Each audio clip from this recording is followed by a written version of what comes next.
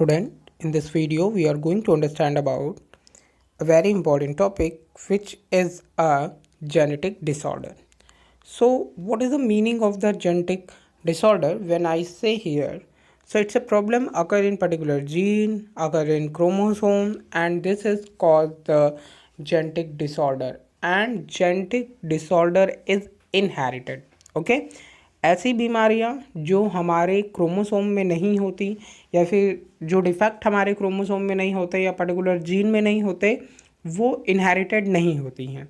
ठीक है, जैसे हम फीवर की बात करें या स्नीजिंग की बात करें या फिर कुछ एक्सीडेंटल प्रॉब्लम्स की बात करें तो वो हमारे जीन में हमारे क्रोमोसोम में नहीं प्रेजेंट है, तो वो one generation to next generation नहीं ट्रांसफ़र होंगी।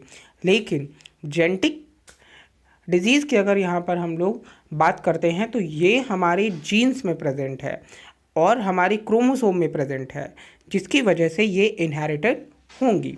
नेक्स्ट वन, यहाँ पर जेनेटिक डिसऑर्डर को यहाँ पर 2 ग्रुप्स में मेंशन किया गया है। फर्स्ट ग्रुप है यहाँ पर मेंडेलियन और सेकेंड वन ग्रुप है यहाँ पर क्रोमोसोमल डिसऑर्डर। क्या मीनिंग होता है मेंडेलियन डिसऑर्डर का? मेंडेलियन डिसऑर्डर हम मेनली उस प्रॉब्लम को बोलते हैं जहाँ पर अल्टरेशन मतलब कुछ चेंजिंग या म्यूटेशन सडन चेंज होता है सिंगल जीन में। ओके, क्या कह रहा हूँ मैं? सिर्फ और सिर्फ सिंगल जीन में कभी म्यूटेशन होता है या अल्टरेशन होता है, उसका स्ट्रक्चर चेंज होता है, तो ऐसे टाइप के जेनेटिक डिसऑर्डर को हम मेंडेलियन डिसऑर्डर बोलते हैं। ओके, और उसके साथ ही साथ ये मेंडेलियन इनहेरिटेंस के प्रिंसिपल को फॉलो करता है, इस वजह से इसका नाम क्या है? मेंडेलियन डिसऑर्डर है। तो इतनी चीज़ क्लियर हो गई कि मेंडेलियन प्रॉब्लम होती क्या है, डिसऑर्डर होता क्या है और इसका नाम मेंडेलियन क्यों है, डिसऑर्डर क्यों है?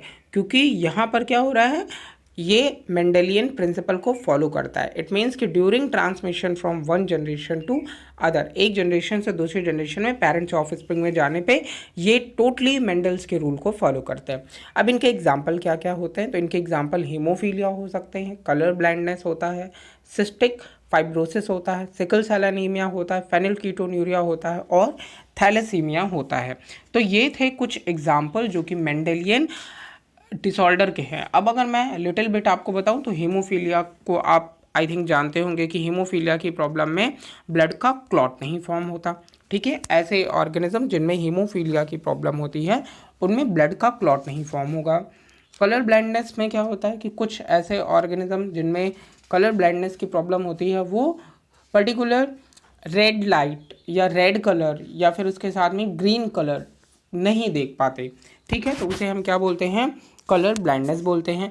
सिस्टिक फाइब्रोसिस का मतलब क्या होता है? सिस्टिक फाइब्रोसिस की प्रॉब्लम में clogging of mucus in lungs, lungs में म्यूकस की क्लॉगिंग हो जाती है और उसके साथ में लीवर और पैंक्रियाज प्रॉपर फंक्शन शो नहीं करते और ऐसी प्रॉब्लम में हम इसे क्या बोलते हैं?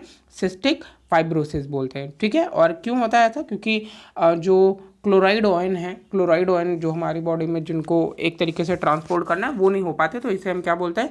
सिस्टिक फाइब्रोसिस बोलते हैं। तो आई थिंक आपको सिस्टिक फाइब्रोसिस भी क्लियर हो गया होगा। Sickle cell anaemia, sickle cell anaemia मैंने आपको जब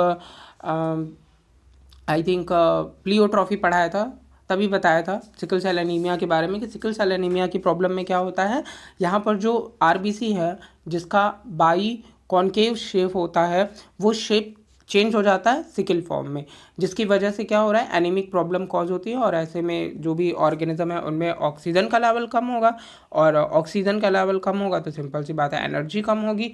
तो ऐसी प्रॉब्लम्स को, और शिकल शेप में चेंज हो रही है इस वजह से इसे हम सिकल सेल एनीमिया बोलते हैं। फेनिलकीटोन्यूरिया की प्रॉब्लम में क्या होता है? फेनिलकीटोन्यूरिया में हम बोलते हैं कि यहाँ पर जो ब्रेन है वो चिल्ड्रंस में डेवलप नहीं होता है और उसकी वजह से यहाँ पर फेनिलकीटोन्यूरिया में प्रॉब्लम ये आती है कि मेंटली रिटार्डेड हो जाते हैं ऐसे चिल्ड्रन।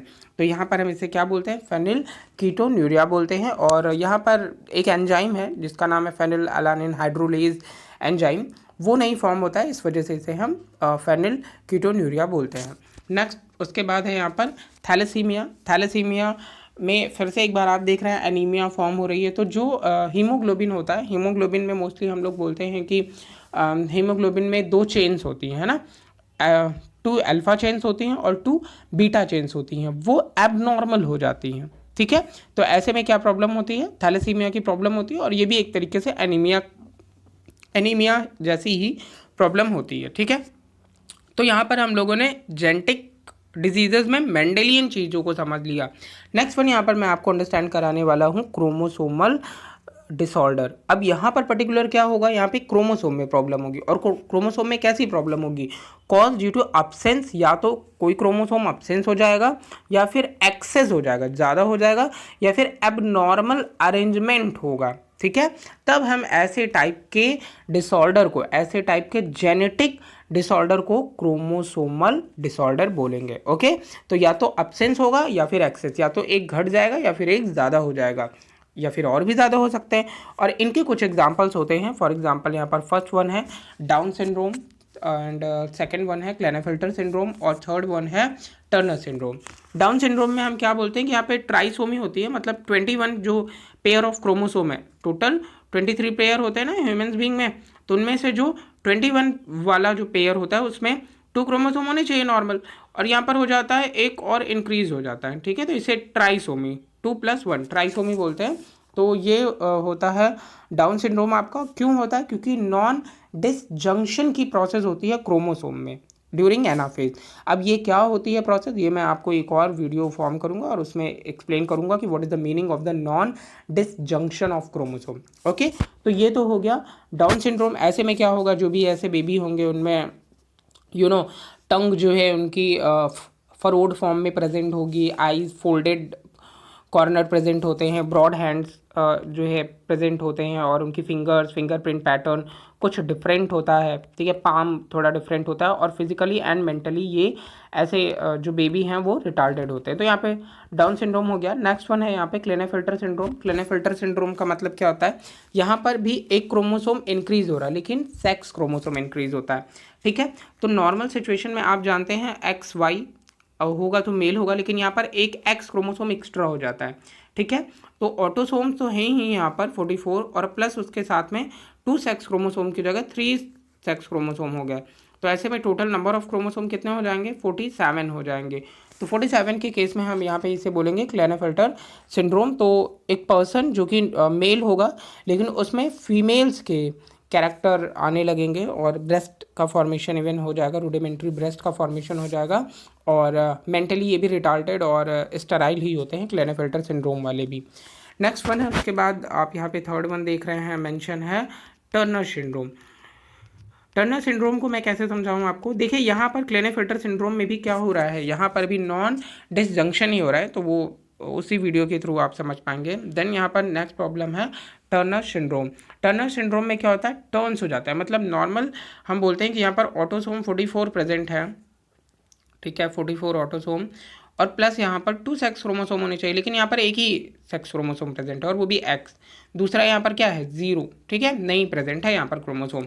तो ऐसे टाइप को, ऐसे में टोटल नंबर ऑफ क्रोमोसोम कितने हुए, 45 होते, 46 है, एक नहीं है, तो 45 क्रोमोसोम हो गया। तो इसे हम क्या बोलते हैं, टर्नर सिंड्रोम बोलते हैं। और इसमें क्या प्रॉब्लम आएगी, इसमें एक, क्योंकि X क्रोमोसोम नहीं प्रेजेंट है, तो ऐसी जो भी स्टेराइल होगा वो ऑर्गेनिज्म, यूजुअली उसके जो नॉर्मल जेनाइटेलिया हैं वो नॉर्मल हो जाएंगे, लेकिन जो ओवेरीज हैं वो नहीं डेवलप होंगे ऐसी फीमेल्स में। ब्रॉड उनका चेस्ट होगा, और वेब्ड नेक प्रेजेंट होती है। तो ये मोस्टली सिचुएशन प्रेजेंट होती हैं यहाँ पर, अगर हम बात करते हैं टर्नर सिंड्रोम की। तो फिर से बता देता हूँ, डाउन सिंड्रोम में टोटल नंबर ऑफ क्रोमोसोम 47 है, बट ऑटोसोम एक बढ़ता है। क्लेनेफेल्टर्स की बात करें तो एक सेक्स क्रोमोसोम इंक्रीज होता है, 47 क्रोमोसोम होता है। टर्नर सिंड्रोम की बात करें तो यहाँ पर भी एक सेक्स क्रोमोसोम घट रहा है। ठीक है, जैसे अभी हमने बात की ना, अब्सेंस होता है, तो यहाँ पे अब्सेंस हो रहा है, और टोटल नंबर ऑफ क्रोमोसोम कितने हो रहे हैं, 45 हो रहे हैं। तो इसे हम क्या बोलते हैं, टर्नर सिंड्रोम बोल रहे हैं। स्टूडेंट्स, ये एक तरीके से शॉर्ट वीडियो है पूरे जेनेटिक डिसऑर्डर पे, जहाँ पे हमने लिटिल बिट बात की है। मैं हर एक डिसऑर्डर पे एक सेपरेट वीडियो मेड करूँगा, और आप लोगों से शेयर भी करूँगा, तो वो भी आप लोगों के लिए हेल्पफुल रहेगा। पर्टिकुलर एक डिजीज़ को हम लोग क्लियर करेंगे। ओके स्टूडेंट्स, सो होपफुली कि इतना क्लियर हुआ होगा कॉन्सेप्ट आप लोगों को।